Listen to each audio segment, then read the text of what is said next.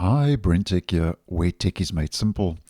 So earlier this week, as I did post, Microsoft rolled out the latest Patch Tuesday security update for Windows 10 22H2, which is KB5060533, and I'll link the video down below and in the end screen if you'd like to play catch up.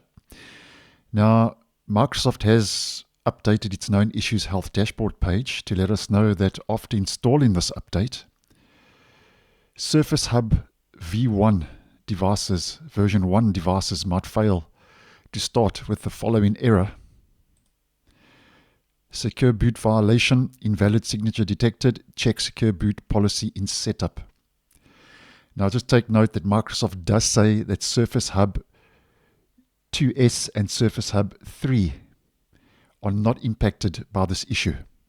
And what Microsoft has told us is a mitigation was released on the 11th of July this year that prevents additional Surface Hub V1 devices from encountering this issue. So basically that has been mitigated, and Microsoft said that the next steps are it has confirmed this issue affects some Surface Hub V1 devices and are continuing to investigate and will provide more info when it is available.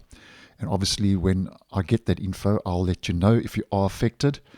And the affected platforms, as mentioned, are Windows 10 version 22H2. So unfortunately, a bit of a problem, but I think that's going to be affecting more the minority than the majority of Windows 10 users.